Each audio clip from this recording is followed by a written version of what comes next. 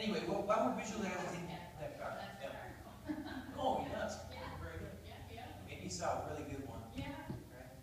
So, when we see classic cars at places like the Woodward Ring Cruise, or Alvers has one too, we see them and they're just pristine. They've been taken care of. They've been worked on for 2-3 years. You know, all the chrome is nice, bright, and shiny. You see there's no dent in the body at all. It's just perfectly curved. You open up the engine, and I don't know enough about cars, but I know enough to say, wow, that looks like a good engine. Because you can see the care that's put into it, right? You can look in the windows, you can open the door and sit in the car, and you can see the sheen on the dashboard. Because it's so polished that when the light comes through the window, it hits it and reflects in your eyes, and my eyes squint a little bit. See, there's no tears in the upholstery, right? But what we don't see is what that car looked like 2-3 years ago. And while I was at the Dream Cruise one year, I talked to 2 gentlemen, had this really nice black Stingray. I love Stingrays, I love the color black, and it was beautiful. And I talked to him, and I said, how long have you been working on that car? He said, I had it about 3 years. You know, and I didn't even go to the junkyard with the intention to buy it. But I went there with my friend to buy some parts for his car. And while he was there, he told me that he hit his friend on the shoulder, and he told his friend, hey, check out that car over there. And his friend goes, what car? No, the one right over there, the one way in the back. His friend goes, I don't see a car there. So I see a semblance of a body without any tires. I see a dented body. So they went over, they took a look at the inside, and the owner of the car looked in and goes, man, this could be really good. And his friend says, you're off your rocker. You have to put so much time and effort into fixing that car to get it to, it's a piece of junk. It's not even worth your money. In fact, it's not even worth anything. But the owner of that car said, no, I think it could be worth something. So he bought it and worked on it for years. 2-3 years later, he's got this beautiful classic car. And my life's kind of been like that, because about 10 years ago, I was that beaten, tattered, torn shell of a car. And if you'd asked me 10 years ago if I ever had the ability or chance to stand up in front of a group of great people in a great church, I'd have said, you're off your rocker, because that's not me. It's not. Because a lot of people don't know this. 10 years ago, I was the director of physical therapy. I had a master's degree in physical therapy, graduated from Oakland University. And I was a physical therapist for a while. And during that, while I was directing a company, I also did home care visits on the side. Get a little bit extra money. Because let's face it, I identified myself as a husband because I had a wife. I had 3 beautiful boys right there. You are beautiful. I had a house, 3-car attached garage. I didn't have a white picket fence, but I had the white picket fence life. All but the dog. But that's okay. And I described myself to, wow, man, look what I have, look what I need to do, because I measure my value on being a provider. The more I provide, the more value I have. Because we see it every day. Yeah, I want to be a great husband, I want to be a great father, I want to be a great provider. And I'll never forget this day in home care. Never forget it. I was visiting a patient in Detroit, and just like every day, I walked up her steps. She had 10, 12 stone steps, pretty good porch in Detroit. Walked up there. And just like every day, I knocked on the door, like I did every day when I saw her. I'll never forget this lady. She's really sweet. I was trying to take care of me while I was trying to take care of her. I'm like, no, let me help you first. And just like every day, she answered the door. Except that day, she did something different. She said, Roberto, I just don't think I can do it today. I've been sick. I had a bad weekend. I had a bad night. I didn't get much sleep. I don't feel up to the exercises. So I'm sorry, I'm going to have to cancel today. But I'll go ahead and sign your sheet so you can get paid for the visit. Now, for those of you who aren't clear what that is, that's called insurance fraud. Plain and simple. That's what it's called. So here I am at this moment, just like every day, presented with an opportunity to say yes or no. But because I saw myself as having to provide to get my value and worth, I decided to say yes. And I justified it in my own mind, because we all know our ego likes to do that for us. It'll justify whatever we feel will make us feel better and give us more value at that time. And we all know as humans we can justify anything we want.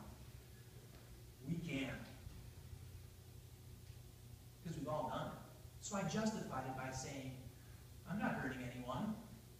I'm simply receiving something someone handed to me. And that continued on for several months. Now, I never asked anyone justification. But if I had a patient cancel and they offered, I said sure. Because again, I wasn't hurting anyone. But more importantly, I was gaining more. I was becoming a better provider. And I was getting more value and worth because of that. And after about 6 months of this, I started to change. We all start to change when we do things over a period of time. It just that's a fact of life. Right?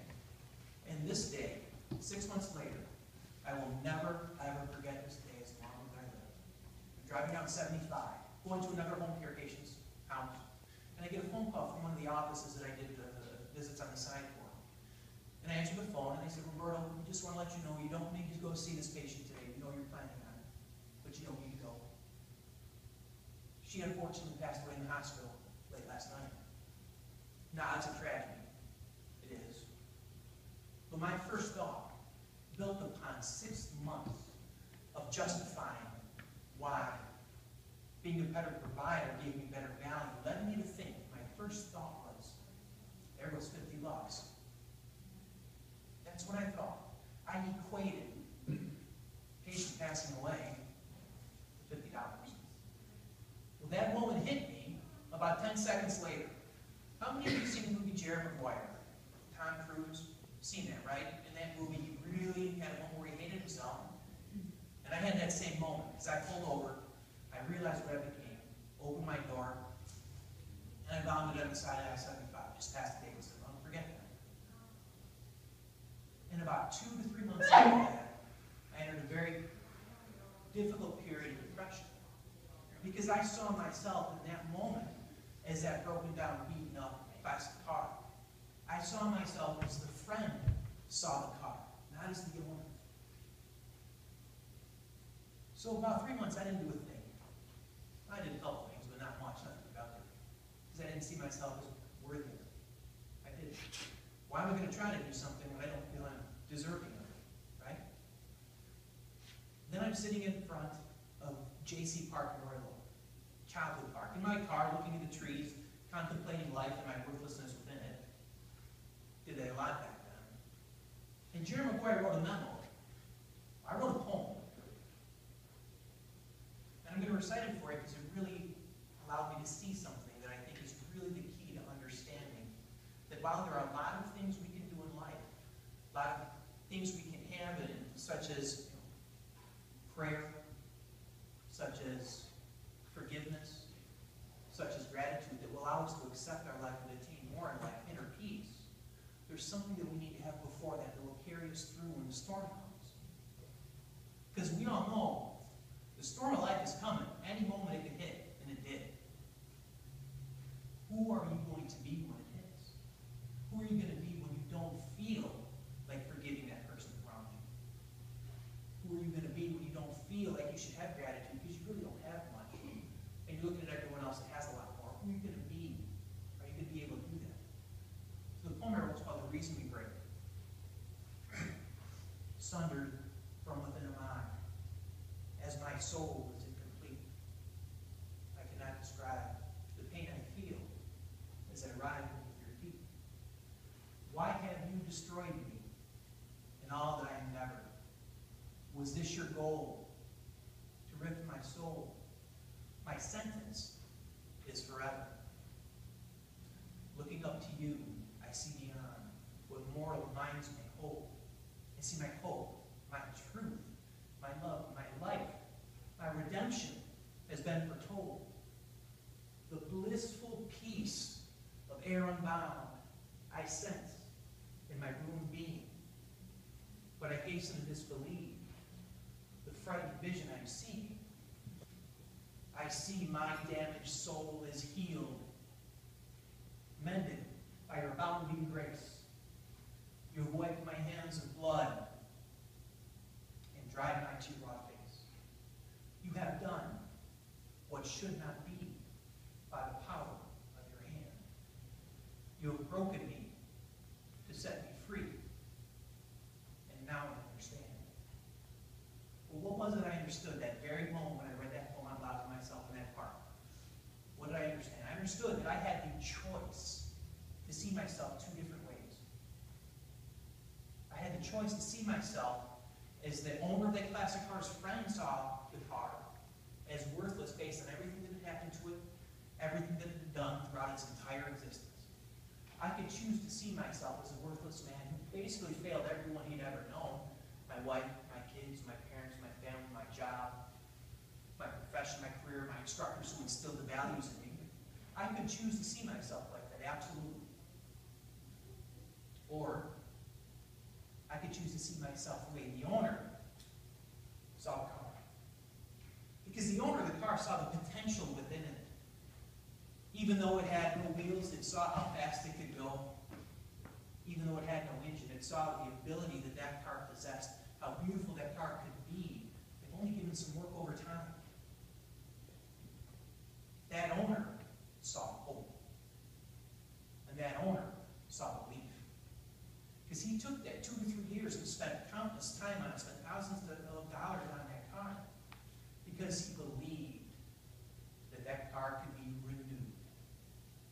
But without that belief, would he have bought the car? No. Without that belief, would he have toiled on it for years? No. Without that belief, would he have been able to enjoy that moment when he looked at that car, looked around it, looked under the hood, looked at us inside the windows and said, man, now that's what I want it to be. That's what I want it to be. Because we can all look at ourselves that very same way. We can look at ourselves as the mass summation of everything we have done through the eyes of our ego and say, wow, look at what I've done. I'm a director of physical therapy. Well, guess what? There's a guy who's higher than me. I need to do more to catch up to him so I can have as much value as him. Or we can look at ourselves and say, you know what? I've got as much value standing here as everybody else on the planet because I am beautiful. So what gets in our way? Because when it's feeling good, when we've got a bright day outside like today, there's not a cloud in the sky, it's a little bit crisp, a little bit cold, but that's okay. It's easy to feel good about yourself when the storms don't come. It's easy to walk through life and say, I feel good, nothing's happening. Well, we know that doesn't happen. We know we have to deal with things as they come to us. So how do we believe ourselves as beautiful when the storm hits? Well, there are a couple things that happen. A couple traps we fall into, set by the ego, right? How many people know the ego likes to keep us down in its realm so we feed in, right? Absolutely. Now, let's examine a trap. My favorite example of a trap is a wily coyote or roadrunner. I love those guys. Love the coyote. Felt bad for him a couple times, but it's okay. So when he sets a trap for the roadrunner, where does he put the trap? He's going to put it where the roadrunner is going to habitually go. He's not going to put the trap on a hill. He's not a hill runner. He's a roadrunner. He's going to put it in its path that he knows he's going to go down. But just putting the trap there isn't enough. What does he have to do? He has to deceive the roadrunner. He's got to cover the trap up, right? Because no matter what, if that trap's right there and I'm the roadrunner and I'm running along and I see a trap, I'm not going to step in it because I see it's there and I go around it. And then third point, he's got to wait for the trap to be sprung, right? So the trap is based on our habits. It's based on deception, and then we wait for it to be sprung. I handed those cards to this young man there. His name is Sam. I told him they were very important to me. I wanted him to hold on to them. Right? Why don't you look at that first card, flip the first card over and tell me what it says. It says guilt. What's the second one say? It says failure. What's the next one say? Expectation. My expectation of what I think he should be. And the last one, what's the next one say? Blame. See, I gave him the cards. I set the trap by telling him that it was very important to me. I deceived him. That's a trap. Because now he's ascribing himself to my ego. He's trying to live to my standard of what I want him to be. So every decision he makes now, because he's accepted it, he's received it, it's based on what I want him to do. So his value is no longer in and of himself. It's based on impressing me. How many times have we done that? We've just received things that people give us without the understanding that we don't need to receive it. Because we don't. Someone wants to hand you their guilt. Well, thank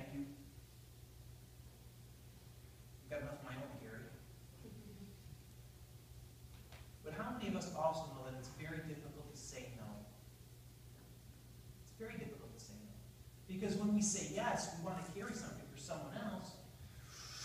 It gives us more value. It feeds the ego again, right? But every time you say no to someone, just maybe you're saying yes to yourself. There are a couple things that I've done over the past that have kind of helped me. One, to have the ability to break out of a habit of thought, a habit of letting the ego dictate to me instead of my higher self dictate to me how I see myself.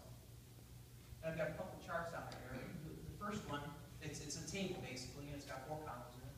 The first one is, as I wrote down, I want to be. This is what I do. I write what I want to be in 3 areas of my life. My personal life, who I want to be as a person, as a man. My family life, who I want to be as a father.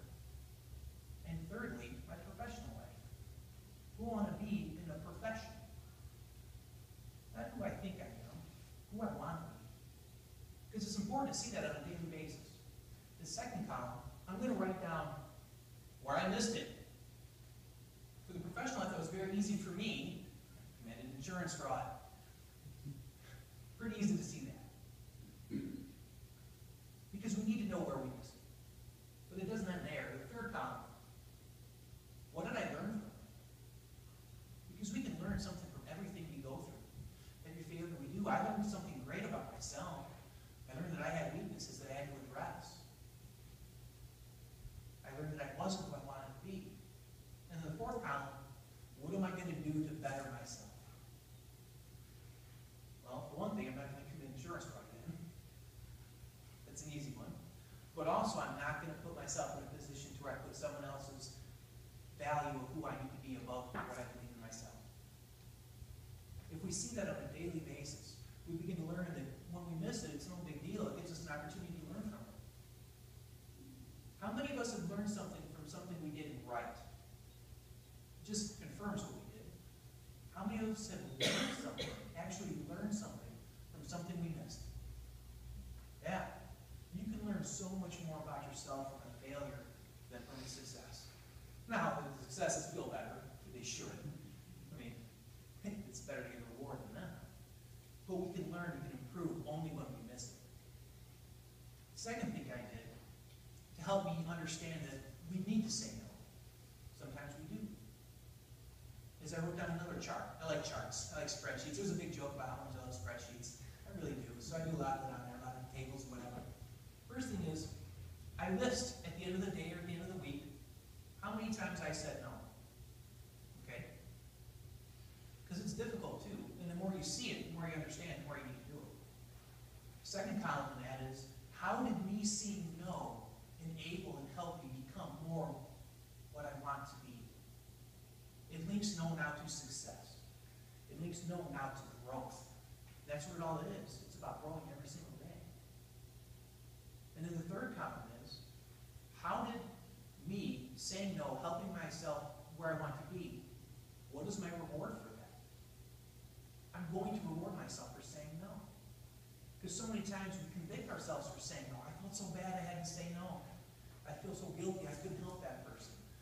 I'm not supposed to help everyone. It's okay. It's okay. So reward yourself for saying no.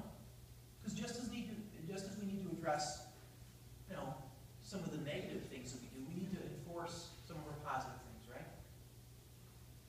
And that's been a key for me in really breaking the habit and being able to learn how to believe that I am worthy. Because 10 years ago, I never thought I'd be right here. But I'll tell you what, 10 years from now, what am I going to be then? Well, I want to be someone who's going to speak in front of thousands of people to help them. Develop their spirituality, develop their esteem. That's where I want to be, so that's one of my goals I've got written down. Who I want to be? I'm going to be a speaker that's going to talk in front of 1,000 people. And it'll happen. But it never would have happened if I didn't believe I was worthy and that I could do it. And that's the key. Now, you heard of one poem that I wrote. It's called The Reason We Break. I wrote another one. This one's not in my book. I don't have it memorized. I can only memorize one poem, I guess, and that was it. 10 years ago, I hadn't even memorized another one. Because we all know a life renewed is what we see. For from all things dark and foulness reek. We long to breathe fresh, clean, bright wind and lose the binds when hopeless sin. How long will we walk tired and strained from years alone in deep known pain? We've carried long, large burdens weight upon weak arms, too sore from fate.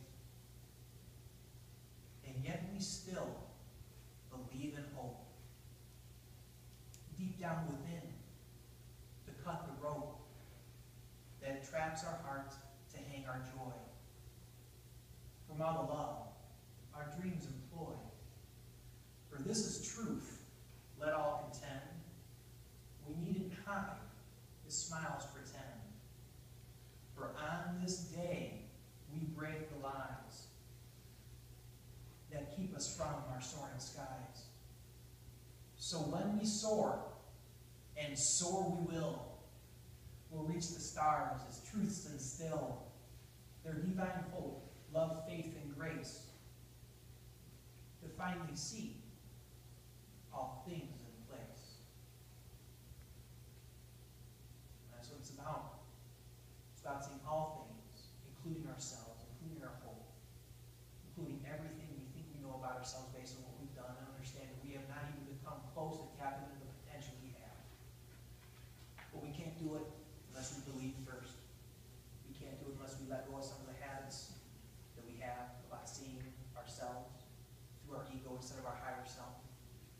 We need to let those go. Hopefully those two things I've shared with you today, maybe the two charts, have helped me out immensely. I do them, I have them monthly now, but I used to do them almost daily and almost weekly. And that's the key to living a life renewed. Eliminating things that we don't need. But I'd like to do one more thing today. I think I got enough time. No one's giving me this time to cut off. Some of the people in my B&I group and some of the people in the chamber might know I have a tendency to do this. Sometimes I can bring a lot of energy. Sometimes. So we're going to stand up. You all just stand up. Because another thing that carries us through life is energy. It's understanding we can create it whenever we want. So what I'm going to do, you guys are going to laugh, just give me a slow and nice clap. Just a slow clap. Nice and let's get unison. What I'm going to talk about, 2 hours ago, we might not have known that we can believe. We might not have known that we can hope. We might not have known that our life is not dependent on who we are, what we've done. We might not have known that we have the ability to break away from the ego, to see ourselves on a higher level, to use all the potential we have. And 2 hours from now, we may leave this place, and we may get back into our lives. And we may not catch that. We can still, in 2 hours, understand at that moment, the moment 2 hours ago, don't matter. Because the only thing that matters is the moment we have right now. Right now is the moment we can make that decision to break free from our past, to eliminate everything we need to eliminate, and to accept with joy and gratitude everything we can be. We do one thing, and that is believe in ourselves. Because I see everyone here, I've been inspired to react to what happened to something unexpected. I see everyone here is having a tremendous amount of potential to live a life for you, to be free, to experience love yourself. Thank you very much. I appreciate it.